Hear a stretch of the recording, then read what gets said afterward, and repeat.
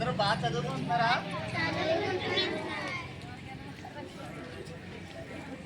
మీకు అందరికీ స్వతంత్రం కోసం ఎవరు పోరాటం తెలుసా? అల్లూరి సీతారామరాజు ఎవరో తెలుసా? ఫోటో చూసారా? అల్లూరి సీతారామరాజు అదే చెప్పండి. అల్లూరి సీతారామరాజు ఎలా ఉంటాడో తెలుసా?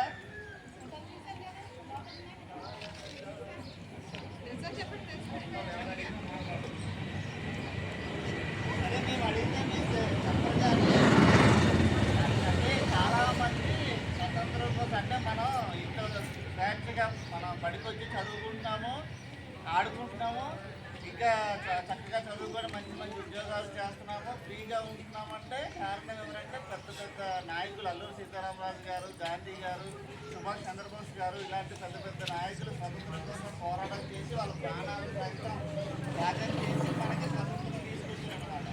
అలాంటి స్వతంత్రాన్ని మనం చక్కగా నిర్వహించుకోవాలంటే మీరు చక్కగా చదువుకోవాలి. ఈ మాస్టర్ చెప్పిన పాఠాలను చక్కగా వినాలన్నమాట కుదురుగా. మాస్టర్ చెప్పేటప్పుడు ప్రతి పాఠము శ్రద్ధగా వింటేనే మీరు జీవితంలో మంచి స్థాయికి ఎదగగలరు. మేము ఈ స్థాయిలో ఉండి చెప్తున్నామంటే మా మాస్టర్ గారు వస్తున్నారంటే మేము బండి సౌండ్ వినే క్లాస్ రూమ్లోకి వెళ్ళి కూర్చుని కుదురుగా ఉండేవాళ్ళం. మీరు మీ మాస్టర్ వస్తున్నారంటేనే సరిగా ఉండట్లేదు.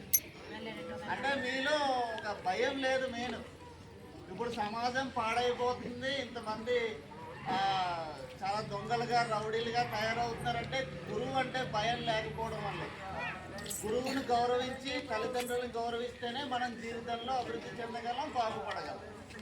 కాబట్టి మీ తల్లిదండ్రులను గౌరవించండి, మీ గురువుని గౌరవించండి. వాళ్ళు చెప్పే పాఠాలను అన్నింటినీ శ్రద్ధగా ఆలకించి మంచి ఉద్యోగాలు సంపాదించి మీ కన్నతల్లిదండ్రులని, గురువుని, మీ జన్మనిచ్చిన గ్రామాన్ని గుర్తుపెట్టుకొని వాటినన్నింటినీ సక్రమంగా బాగు చేసుకొని మంచిగా ఉండాలని మనస్ఫూర్తిగా ఆశీర్వదిస్తూ